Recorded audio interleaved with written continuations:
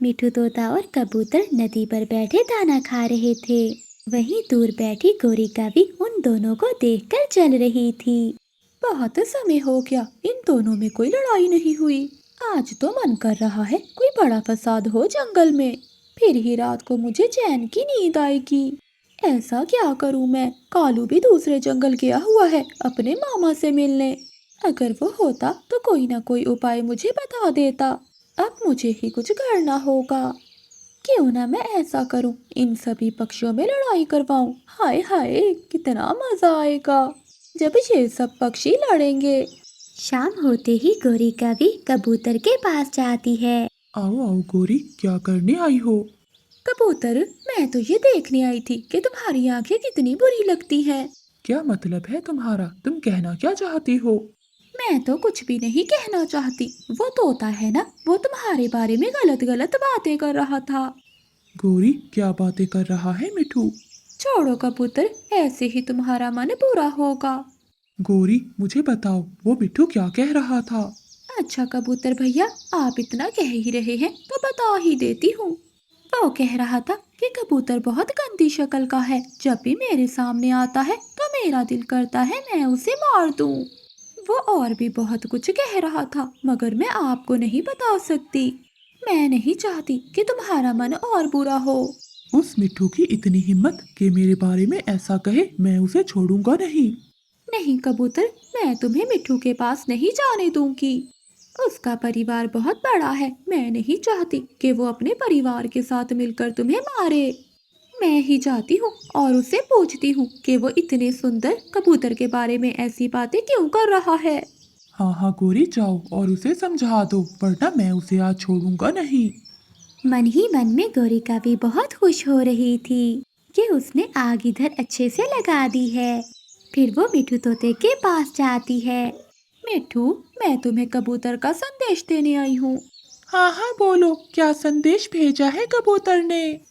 वो कह रहा है कि उस गंदी मोटी चोंच वाले से कह कर आओ कि कभी मुझे अपनी शक्ल ना दिखाए। मैं जब भी उसे देखता हूँ तो सारी रात मुझे नींद नहीं आती। क्या कबूतर ने ऐसा कहा? हाँ मिठू भैया, वो कबूतर तो तुम्हें और भी बहुत बुरा भला कह रहा था। अब क्या क्या बताऊं मैं तुम्हें। मैंने भी उसे कह दिया कि अगर एक और शब्द बोला मेरे मिठू भैया के बारे में तो मैं उसे छोड़ूंगी नहीं। वो तो कालू नहीं है जंगल में, वरना मैं और कालू मिलकर उसे अच्छा सबक सिखाते। गोरी कवि ने यहाँ भी अपना काम कर दिया था। मिठू तोता भी बहुत ज्यादा गुस्से में आ गया था। आज मैं उसे छोड़ूंगा नहीं। फिर कबूतर सीधा मिठू तोते के पास जाता है। ओए गंदी आंखों वाले कबूतर, क्या बदमाशी दिखा रहे हो? तुम्हारी इतनी हिम्मत कि तुम मेरे घर तक आ गए। अच्छा हुआ आ गए, अब बचकर नहीं जा पाओगे। गौरी का भी जो थोड़ी दूर छुपकर बैठी हुई थी, वो ये सब देखकर बहुत खुश हो रही थी। कबूतर और मिठू तोता आपस में लड़ने लगते हैं। वो एक दूसरे को चोंचे मार रहे थे। वो दोनों लड़ाई खत्म नहीं कर रहे थे। उन दोनों का शोर सुनकर रानू चिड़िया वहां आ जाती है। क्या हुआ? आप दोनों क्यों लड़ रहे हो? आप दोनों तो बहुत अच्छे दोस्त हो। फिर आज क्या हुआ? चिड़िया, ये कबूतर दोस्ती के लायक नहीं है। अच्छा, तो तुम बहुत हो लायक। चिड़िया बहन, मुझे बताओ, क्या मैं गंदी शक्ल का हूँ? नहीं कबूतर भैया, आप तो बहुत सुंदर हो। चिड़िया, ये तोता सारे जंगल में मेरे खिलाफ बातें कर रहा है कि मैं बहुत बुरी शक्ल का हूँ, मेरी आंखें गंदी हैं। चिड़िया, मैंने ऐसी कोई बात नहीं की, बल्कि यही मुझे बुरा कह रहा है पूरे जंगल में। कबूतर भैया, क्या आपके सामने मिठू ने किसी को बुरा भला कहा है? नहीं चिड़िया। मिठू भैया, क्या आपके सामने कबूतर ने किसी को कहा है? नहीं। तो फिर आप दोनों ऐसे क्यों लड़ रहे हो? ऐसे ही किसी की बातों में आकर ऐसे आपको नहीं लड़ना चाहिए। जब तक आप अपने कानों से ना सुन ले, आपको किसी की बात का विश्वास नहीं करना चाहिए।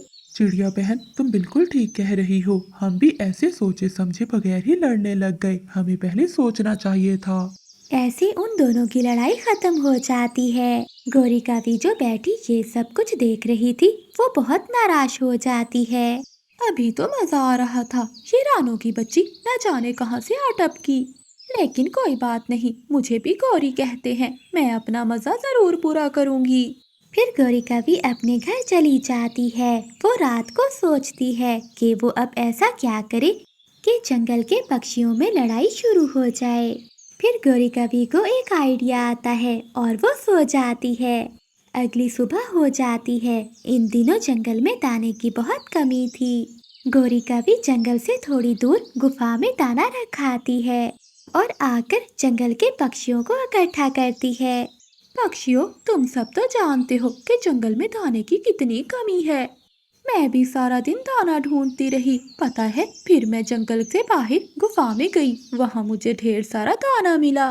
वहाँ पर अभी भी थोड़ा दाना बचा है। मैंने सोचा कि आप में से भी किसी का भला हो जाएगा। अगर आप में से कोई चाहे तो वो दाना ला सकता है। गौरी की बात सुनकर सभी पक्षियों में दाना लेने की इच्छा हुई। वो सब एक दूसरे के पीछे भागते हैं। रास्ते में रानू चिड़िया बैठी हुई थी। जब वो उन्हें देखती है तो कहती है, ये सब पक्षी कहाँ जा रहे हैं? ऐसे लग रहा है जैसे इनकी रेस लगी हुई हो। मुझे इनके पीछे जाकर देखना चाहिए। आखिर ये सब कहाँ जा रहे हैं? फिर रानू चिड़िया उनके पीछे चली जाती है। सभी पक्षी जाते ही वहाँ लड़ना शुरू कर देते हैं। मैं सबसे पहले आया हूँ, इसलिए ये दाना मेरा है। अरे मिठू, क्या मेरा मेरा लगा रखा है? ये दाना मेरा है, मैं तुम सबसे बड़ा हूँ। गौरी कभी थोड़ी दूर बैठी ये सब कुछ देख रही थी। गौरी कभी तो उनको देखकर बहुत खुश हो रही थी। अरे वाह वाह, कितना मजा आ रहा है। अब लगा है न तीर निशाने पर। यहाँ तो रानू चिड़िया भी नहीं आ सकती इनकी लड़ाई खत्म कराने के लिए। रानू चिड़िया गौरी कभी के पीछे बैठी ये सब कुछ सुन रही थी। गौरी, तुमको शर्म आनी चाहिए ये सब कुछ करते हुए। भला तुम्हें मिलता क्या है ये सब कुछ करके? मुझे शांति मिलती है। आओ आओ चिड़िया, देखो तुम्हें भी बहुत मजा आएगा।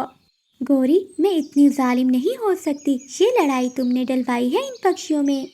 अगर ये वैसे भी लड़ते तो मैं तुम्हारी तरह बैठकर तमाशा नहीं देखती, बल्कि इनकी लड़ाई खत्म कराती। तुम्हारा क्या मतलब है कि ये लड़ाई मैंने डलवाई है? गौरी, मुझे सब पता चल गया है। मैंने तुम्हारी सारी बातें सुन ली हैं। अब मेरी बात भी गौर से सुन लो। दिल को शांति लड़ाई डलवा कर नहीं होती। असल शांति तो प्यार मोहब्बत बढ़ाने से होती है। लेकिन तुम ये बातें कभी नहीं समझोगी। अब तुम जाओ यहाँ से। फिर रानू चिड़िया गुफा के अंदर चली जाती है। आप सब क्यों लड़ रहे हो? अच्छा हुआ चिड़िया, तुम आ गई। अब असल न्याय तुम ही करोगी।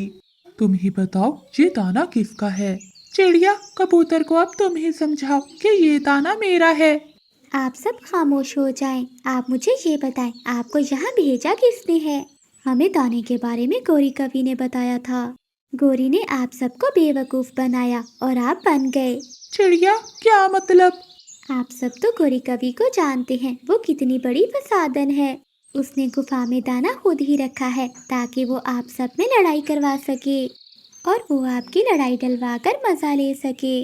जितनी देर आप सब ने लड़ने में लगाई है, इतनी देर में तो आप सब दाना ढूंढ सकते थे। सभी पक्षी अपने किए पर बहुत शर्मिंदा थे कि कैसे उन्होंने इतने से दाने के लिए लड़ाई की।